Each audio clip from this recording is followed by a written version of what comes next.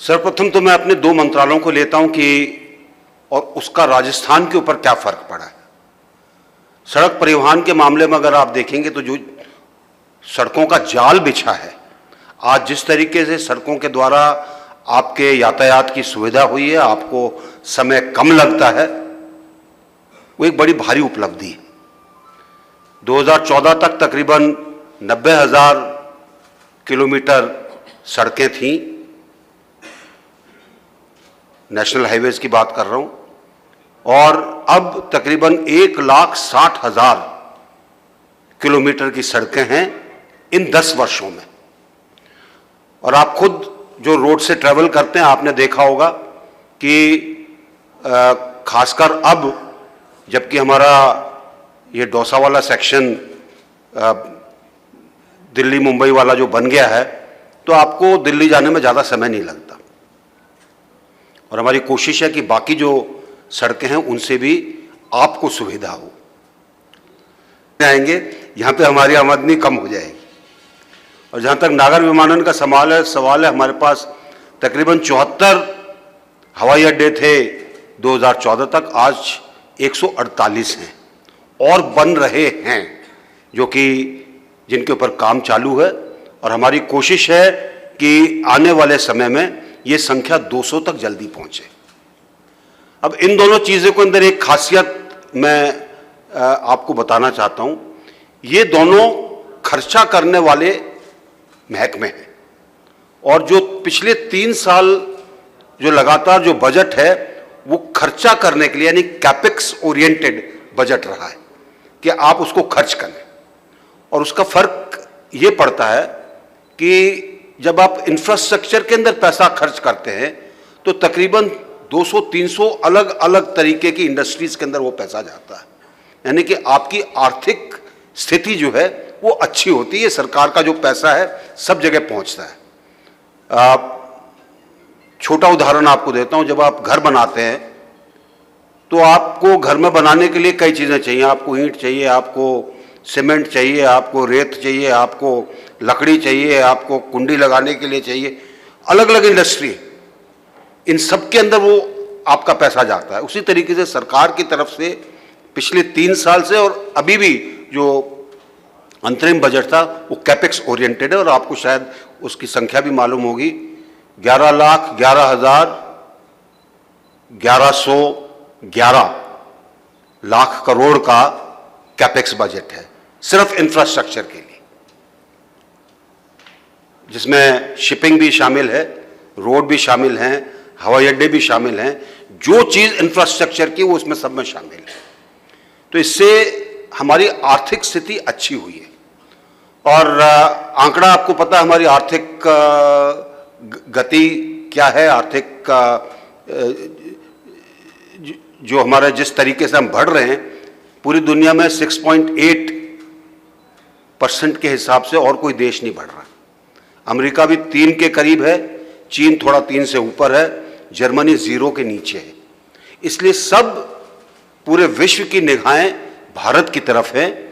और ये तभी संभव हुआ है कि एक मजबूत सरकार है केंद्र के अंदर, एक अच्छा नेतृत्व है केंद्र के अंदर, और एक ऐसा प्रधानमंत्री है जो सब चीज़ों के ऊपर ध्यान देता है और उसके अंदर व्यक्तिगत तौर से पूरा का पूरा समय देता है ताकि देश एक अच्छे रास्ते के ऊपर चल पड़े। चाहे आप माइनिंग सेक्टर ले लीजिए, जितना कोल का उत्पादन इन पिछले 5 वर्षों में हुआ उतना पहले नहीं हुआ। पहले हम सिर्फ स्कैम की बात सुनते थे, और अब चीज़ें नियंत्रित कर दी गई हैं जिससे कि चीज़ें ठीक चलती हैं। हम अपने रेलवे को ले लें, मुझे नहीं पता आप में से कितने लोग वंदे भारत से गए हैं, मैं एक बार ज़रूर गया हूं और मुझे बड़ी खुशी हुई कि भारत में निर्मित अच्छी ट्रेन के अंदर बैठा। और ये आगे चीज़ें बढ़ेंगी, पीछे नहीं हटने वाली। चाहे रेलवे का इलेक्ट्रिफिकेशन हो, हम तकरीबन 95% तक पहुंच गए, जो कि बहुत कम था 2014 तक।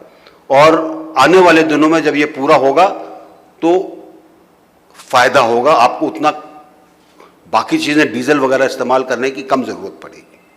और ग्रीन एनर्जी के ऊपर उतना ध्यान दिया जा रहा है। चाहे सौर्यकरण हो, चाहे हमारा हाइड्रोजन मिशन हो, चाहे इलेक्ट्रिकल व्हीकल्स के लिए अलग अलग चीज़ बनाने का हो जिसमें हम लिथियम के विकल्प ढूंढ सकें, इन सब के ऊपर रिसर्च चल रही है और बहुत आगे तक पहुंची हुई है। हाइड्रोजन के संबंध में सिर्फ मैं आपको एक जानकारी देना चाहता हूं, जितना रिसर्च के अंदर जापान आज है, हम उसी स्थान पर हैं। इसके बारे में हम ज़्यादा प्रोपेगेंडा नहीं करते हैं, लेकिन हम उसी स्थान पर हैं। और हमारे यहाँ हाइड्रोजन बनाना सस्ता पड़ता है क्योंकि हमारे यहाँ हम उसको सौर ऊर्जा से बनाने की कोशिश करते हैं। तो एक बहुत बड़ी उपलब्धि है, इसका आने वाले दिनों में हमें फायदा होने वाला है। अगर हम डिजिटल चीज़ों को लेते हैं, आज जितने लोग मोबाइल इस्तेमाल करते हैं शायद इतने पहले कभी नहीं इस्तेमाल करते थे। मोबाइल का निर्यात हो रहा है, मोबाइल का निर्माण हो रहा है और आज एक्सपोर्ट के रूप में एक आपका एक्सचेंज अर्नर बन गया है मोबाइल, जो अच्छे मोबाइल जा रहे हैं। बल्कि अगर आप एप्पल का हिसाब लेते हैं तो सबसे ज़्यादा निर्यात एप्पल का भारत से होता है। डिजिटल में दो चीज़ें और हैं, जितना सस्ता और जितना ज़्यादा डिजिटल डेटा भारत में है उतना कहीं नहीं है दुनिया में। अमेरिका और चीन को अगर हम मिला लें, दोनों से ज़्यादा डेटा का इस्तेमाल भारत में होता है। इसीलिए आज आप गांव में जाएंगे तो लोग बाग फेसबुक पर हैं, सोशल मीडिया चलाते हैं अपना, कोई आपको ऐसा नहीं मिलेगा जो कि डेटा इस्तेमाल ना करता हो। और अगर हम डिजिटल ट्रांजैक्शन की बात करते हैं, दुनिया का 60% डिजिटल ट्रांजैक्शन भारत में होता है। 60%। आपने देखा होगा, आप जाते हैं कई बार किसी खोमचे वाले के पास जाते हैं, वो भी कोड लगा के रखता है, आप अपनी फोटो खींचते हैं, पेमेंट कर देते हैं।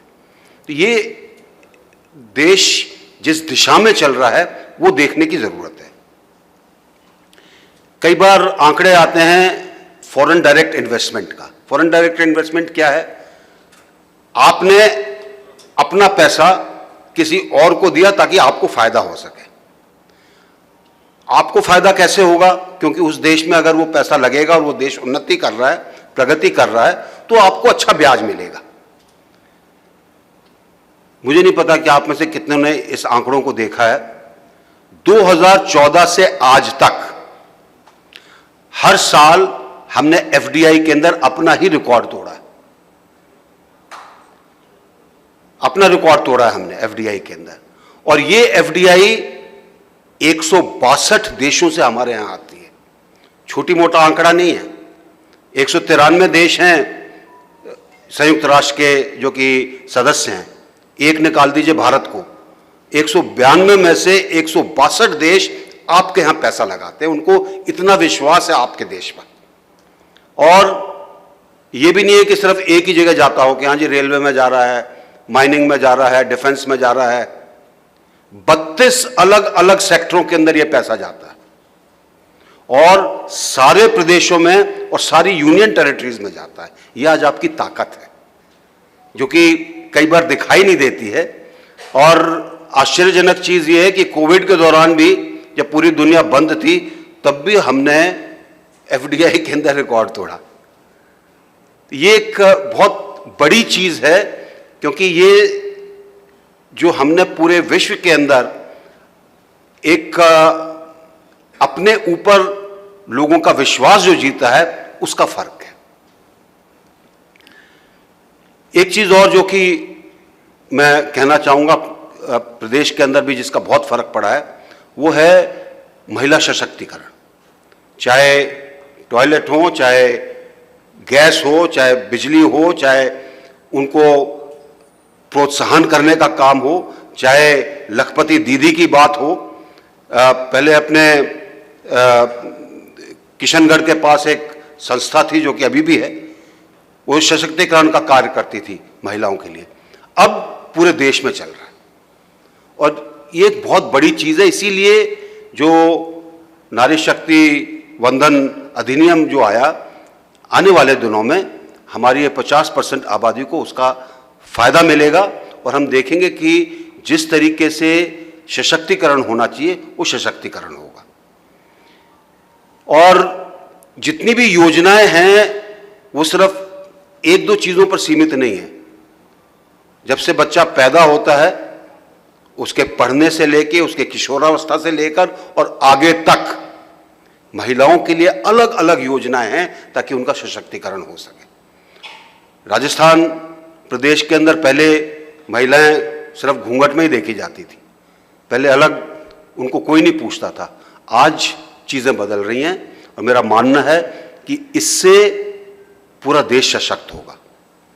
और एक और चीज जो मैं आपको कहना चाहूंगा कि जहां तक हमारा युवा वर्ग है, हमारे युवा वर्ग के लिए बहुत कार्य हुआ है। स्कीम्स बहुत है, कई बार हमको पता नहीं होता तो हमको पता नहीं चलता कि क्या हो रहा है। और सबसे बड़ी चीज जो कि उनको अवसर देने वाली बात है वो है स्टार्टअप का एक इकोसिस्टम बनाना। जब स्टार्टअप शुरू हुआ था 2015 के अंदर, हमारे पास सिर्फ 415 स्टार्टअप थे, मात्र 415। आज क्या स्थिति है? अगर हम विश्व के अंदर यूनिकॉर्न्स लें, यानी कि जो 1 करोड़ से ज्यादा की क्षमता वाले हैं, उतना उनका बिजनेस है, हम पूरे विश्व में तीसरे नंबर पर हैं। अगर हम संख्या के हिसाब से लें कि हमारे यहां कितने स्टार्टअप हैं, हम विश्व में दूसरे नंबर पर हैं। और अगर हम संख्या लेते हैं कि रोज कितने स्टार्टअप खुलते हैं, उसमें हम कहां पर हैं, हम पूरे विश्व नंबर 1 है। आज युवा को मौका मिल रहा है कि अपनी प्रतिभा को स्टार्टअप में लगाकर अपने दिमाग से अपनी कमाई कर सके। और ये एक बार जब सिस्टम बन जाता है तो देश पनपना शुरू होता है। और जब विकसित भारत की कल्पना की जाती है, इसीलिए की जाती है कि आने वाले दिनों में ये सब चीजें भारत को उस स्थान पर खड़ा करेंगी जहां पर वो विकसित राष्ट्रों की श्रेणी में गिना जाएगा। बहुत चीजें आपको बताने के लिए, लेकिन मैं सोचता हूं कि जिस तरह से टाइम है, आप सवाल जो पूछेंगे उनके जवाब के अंदर कुछ चीजें आ जाएंगी। और कोशिश करूंगा कि आपके जो प्रश्न हो, कुछ ऐसे हैं शायद जिनमें मैं पूरी तरह से उत्तर ना दूं, उसके लिए क्षमा करिएगा। बहुत बहुत धन्यवाद।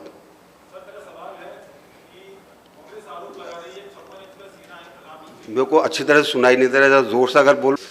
क्या है कि फौज होती है ना, तो गोलों की जो आवाज सुनी है वो अब असर करने लगती है। Sir, you are very fit. मेरा सवाल है कि प्रधानमंत्री के लिए कहती है कांग्रेस 56 इंच का सीना है, लेकिन जो लगातार जो चाइना अरुणाचल पे जो है कब्जा कर रहा है और काफी बड़ी संख्या में कब्जा कर लिया है, उसको लेकर आप क्या कहेंगे? देखिए, पहली चीज तो ये मिथ्य को अपने दिमाग में से निकालिए। ना चीन ने कोई कब्जा किया है, ना उसको कब्जा करने दिया जा रहा है। हमारी परेशानी क्या है कि चीजों को अलग तरीके से पेश किया जाता है, इसलिए हम उसमें मानकर चल पड़ते हैं। और मैं आपको बहुत अथॉरिटी के साथ कहना चाहता हूं, मैं सेनाध्यक्ष रहा हूं। जो स्थिति 2012 में थी, आज भी वही स्थिति है, कोई बदलाव नहीं आया है। तो आपको कोई कहे कि जो कब्जा कर लिया, बात मत मानिएगा। सर, आज से 6 महीने पहले आप दौसा में आए थे, आपने ये कहा था कि जल्द ही जो पीओके है वो भारत में शामिल होगा।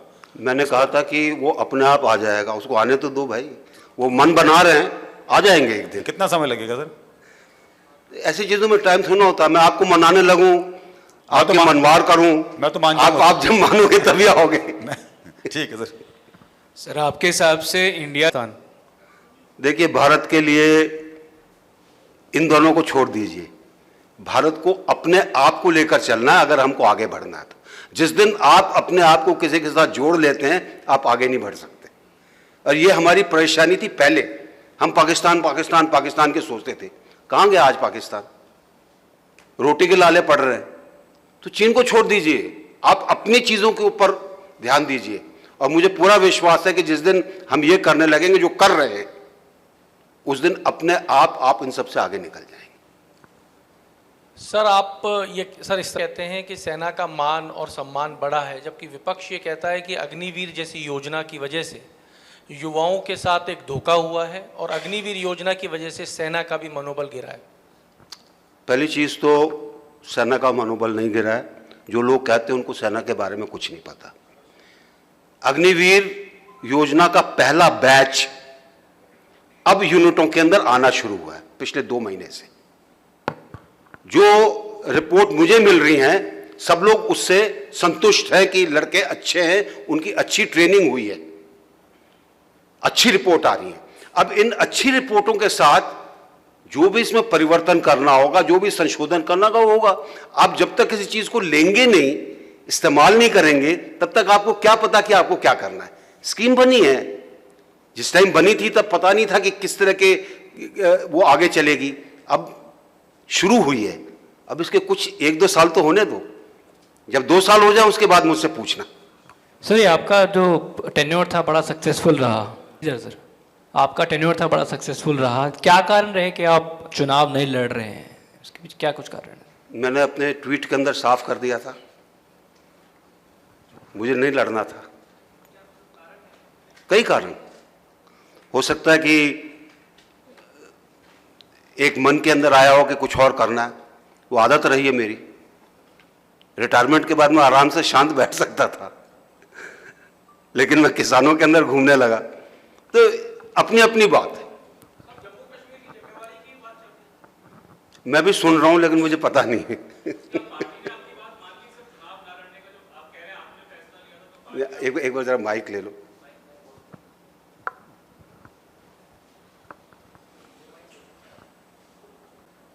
क्या पार्टी आपकी बात से सहमत थी? सर, आप कह रहे हैं फैसला आपका था कि चुनाव नहीं लड़ना, तो क्या did the party agree with your decision? भाई, एक बार जब पार्टी को कह दिया कि मैं नहीं लड़ना चाहता हूं, तो पार्टी क्या कहेगी? उन्होंने कहा कि ये आपका आखिरी फैसला। मैंने कहा हाँ, full stop after that. Sir, मेरा एक सवाल है कि 10 साल से रोजगार के मुद्दे को लेकर विपक्ष हमेशा घिरता है। आपने कहा कि स्टार्टअप में इंडिया नंबर 1 है, तो रोजगार को लेकर कितने लोगों को रोजगार दिया है, इसका ठोस आंकड़ा बीजेपी कभी सामने नहीं दे पाती है। तो रोजगार के मुद्दे पे विपक्ष हमेशा घेरता है, तो 10 साल का ऐसा कोई ठोस आंकड़ा आपके पास कि हमने इतने मंत्रालयों में इतनी नियुक्ति दे दी है, इतने लोगों को रोजगार दिया है? देखिए, रोजगार को अगर हम बांटें पूरे, और ये पूरे विश्व पर लागू है, एक ऑर्गेनाइज सेक्टर है, सरकारी चीजें जो हैं, एक अनऑर्गेनाइज सेक्टर है जिसमें आप प्राइवेट सेक्टर के अंदर बातचीत करते हैं। किसी भी देश में 5 या 6% से ज्यादा लोग ऑर्गेनाइज सेक्टर में नहीं होते। उससे ज्यादा आप रख ही नहीं सकते, आपकी सरकार दिवालिया हो जाएगी किसी भी देश की। ज्यादातर लोग अनऑर्गेनाइज सेक्टर में होते हैं, और मुझे लगता है कि कई बार जब विपक्ष बात करता है तो सिर्फ ऑर्गेनाइज सेक्टर की बात करता है, अनऑर्गेनाइज सेक्टर की बात नहीं करता है। अनऑर्गेनाइज सेक्टर के अगर आप देखेंगे, आप ईपीएफओ का अगर डेटा निकाल कर देखेंगे, आप देखेंगे कि ईपीएफओ का डेटा बढ़ रहा है। क्यों बढ़ रहा है? जहां पे प्रोविडेंट फंड देना पड़ता है, उनकी इंश्योरेंस का काम करना पड़ता है, ईपीएफओ के जब जो फिगर आप देखेंगे वो डेटा बढ़ा है। इसका मतलब रोजगार हुआ है ना। अगर आप इंडस्ट्री को देखेंगे, इंडस्ट्री बढ़ी है। अगर इंडस्ट्री बढ़ी है और आप उसके अंदर आदमी तो लगेंगे ना काम पर, तो सब चीजों के अंदर आप देखिए अनऑर्गेनाइज सेक्टर के अंदर डेवलपमेंट है। आज अगर आदमी कोई लोन लेता है और अपने बिजनेस के अंदर लगाता है, वो 4 आदमी एक्स्ट्रा तो डालेगा ना।